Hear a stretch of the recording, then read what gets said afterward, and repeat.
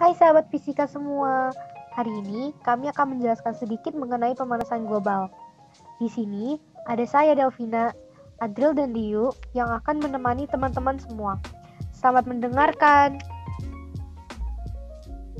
Teman-teman pasti sering mendengar istilah pemanasan global. Pemanasan global disebabkan oleh konsumsi energi bahan bakar fosil, sampah organik, kerusakan hutan, serta pertanian dan peternakan. Pemanasan global juga berdampak pada ketidakstabilan iklim, peningkatan permukaan laut, pertanian, serta kehidupan hewan liar dan tumbuhan. Pemanasan global juga dapat ditandai dengan proses efek rumah kaca. Nah, teman-teman pasti sering mendengar istilah efek rumah kaca ini. Pemanasan global juga ada perjanjiannya loh, seperti Protokol Montreal, Protokol Kyoto, dan IPCC. Nah, kami akan menjelaskan ini kepada teman-teman semua. Saksikan terus ya. Sekarang kita akan membahas tentang rumah kaca. Berdasarkan urutan panjang gelombang, mulai dari yang terpanjang ke yang terpendek, radiasi sinar matahari dibagi menjadi 3, yaitu inframerah, cahaya tampak, dan ultraviolet. Ketika sinar matahari mengenai kaca sebuah rumah kaca, radiasi gelombang dapat dibedakan menjadi 2, yaitu radiasi dengan gelombang pendek dan radiasi dengan gelombang panjang. Radiasi dengan gelombang pendek, yaitu cahaya tampak dan UV, dapat menembus kaca. Sedangkan radiasi gelombang panjang inframerah dipantulkan oleh kaca karena tidak dapat menembus. Kalau radiasi gelombang pendek diserap oleh tanah dan tanaman di dalam rumah kaca, sehingga tanaman menjadi hangat. Tanah dan tanaman yang hangat dapat kita golongkan sebagai sumber kalor yang lebih dingin dibandingkan dengan matahari yang suhunya sangat tinggi. Tanah dan tanaman sebagai sumber kalor yang lebih dingin pada gilirannya akan memancarkan kembali kalor yang diserap dalam bentuk radiasi inframerah dengan panjang gelombang yang lebih panjang. Energi dari kalor radiasi inframerah yang dipancarkan kembali oleh tanah dan tanaman ini tidak mampu menembus kaca. Energi ini diserap oleh molekul-molekul udara dalam rumah kaca, sehingga suhu udara dalam rumah kaca meningkat. Ini membuat suhu dalam rumah kaca dapat tetap hangat dibandingkan suhu di luarnya. Karena ini membuat tanaman dalam rumah kaca dapat tumbuh subur. Jadi efek rumah kaca merupakan istilah yang digunakan untuk menggambarkan bumi memiliki efek seperti rumah kaca di atas di mana panas matahari terperangkap oleh atmosfer bumi. Gas-gas di atmosfer seperti karbon dioksida atau CO2 dapat menahan panas matahari sehingga panas matahari terperangkap di dalam atmosfer bumi. Normalnya, pada siang hari, matahari menyinari bumi sehingga permukaan bumi menjadi hangat. Dan pada malam hari, permukaan bumi mendingin. Akan tetapi, akibat adanya efek rumah kaca, sebagian panas yang harusnya dipantulkan permukaan bumi diperangkap oleh gas-gas rumah kaca di atmosfer. Inilah mengapa bumi menjadi semakin hangat dari tahun ke tahun. Nah, teman-teman penasaran gak sih gas-gas apa saja yang termasuk gas rumah kaca? Nih, aku kasih tahu. Gas-gas yang termasuk gas rumah kaca terbanyak adalah uap air dan karbon dioksida. Tapi, gas rumah kaca yang meningkat paling banyak karena ulah manusia adalah metana, nitrogen oksida, dan CFC atau freon. Secara alami, gas-gas rumah kaca tersebut kita perlukan untuk mengatur suhu permukaan bumi tetap hangat untuk didiami. Tapi apa yang terjadi kalau jumlah gas-gas rumah kaca ini meningkat pesat di atmosfer?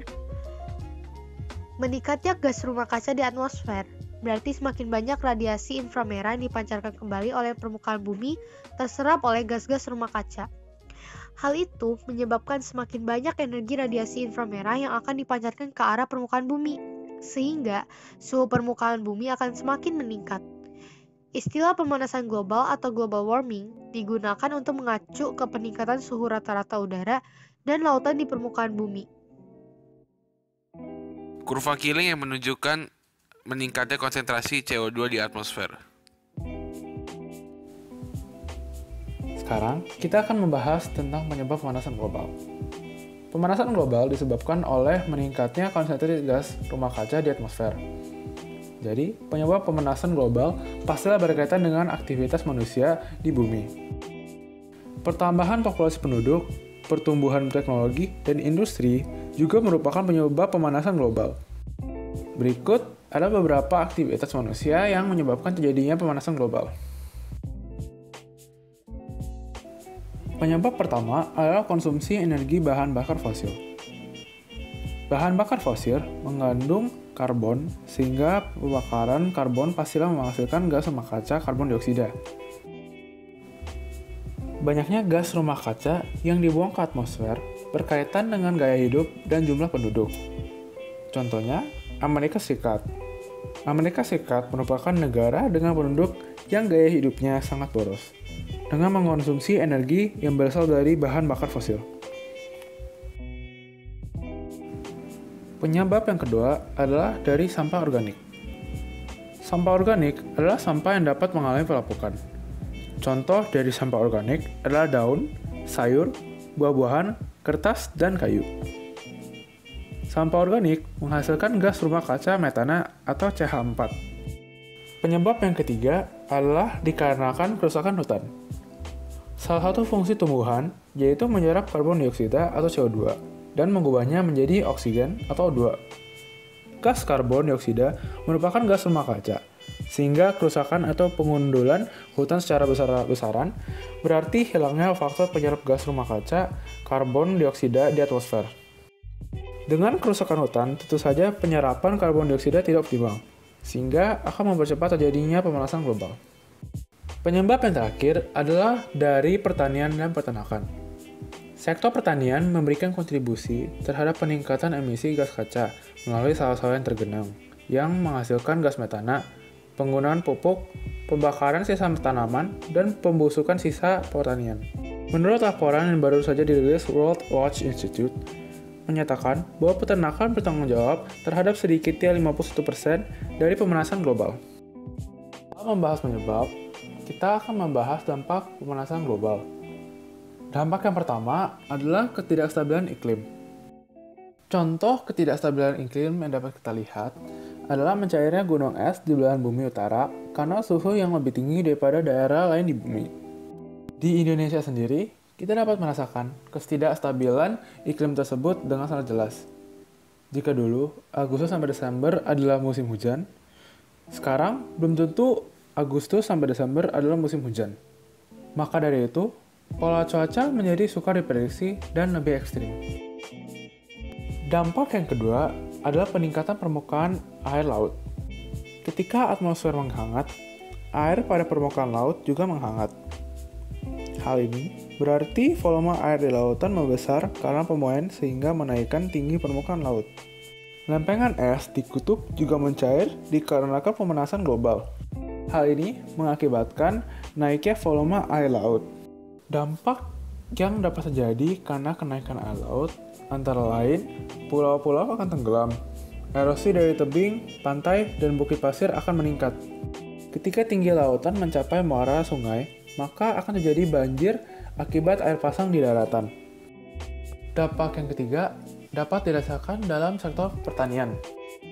Kekeringan dapat terjadi dikarenakan pemanasan global yang mengakibatkan kegagalan dalam panen. Dikarenakan iklim yang tidak menentu, tanaman pangan dan hutan dapat mengalami serangan serangga dan penyakit yang jauh hebat. Dampak yang keempat berdampak kepada kehidupan hewan liar dan tumbuhan. Hewan dan tumbuhan merupakan makhluk hidup yang sulit menghindari dari efek pemanasan global karena sebagian besar lahan telah dikuasai oleh manusia. Salah satu dampak yang kita sering lihat adalah mencarinya es di kutub yang merupakan tempat tinggal beruang kutub. Akibat pemanasan global, hewan yang cenderung dalam iklim panas cenderung untuk bermigrasi ke arah kutub atau ke atas pegunungan untuk mencari wilayah yang lebih dingin. Beberapa tipe-tipe spesies mungkin akan mati dikarenakan tidak dapat bermigrasi dengan cepat ke daerah yang lebih dingin. Dampak yang terakhir berdampak pada kesehatan manusia. Kenaikan suhu global telah memicu banyaknya penyakit yang berkaitan dengan panas dan kematian, seperti stres, stroke, dan gangguan kardiovaskular. Tidak hanya itu, penyakit dengan vektor seperti demam berdarah dan malaria juga mengalami perluasan wilayah lokasi serangan dan durasi penularan yang lebih lama. Penyebabnya adalah dengan meningkatnya suhu daerah subtropis, memungkinkan perkembangan patogen di daerah tersebut. Diperlukan sekitar 10 tahun untuk menghilangkan CO2 seluruhnya. Tapi, setiap tahun konsumsi bahan bakar fosil bertambah 1%. Langkah-langkah yang sedang dilakukan sekarang tidak bisa mencegah pemanasan global di masa depan. Tapi kita bisa mengatasi efek yang timbul. Salah satu cara adalah menanam pohon. Pohon dapat menyerap CO2 dan digunakan sebagai bahan bakar fotosintesis. Dan pada akhirnya, karbon tersebut akan disimpan di dalam kayunya. Tetapi di seluruh dunia, terdapat banyak sekali pengundulan hutan. Jadi salah satu cara yang dapat kita lakukan adalah mereboisasi hutan yang telah gundul. Terima kasih teman-teman dan Bu Yanti telah mendengarkan presentasi saya dan kelompok saya.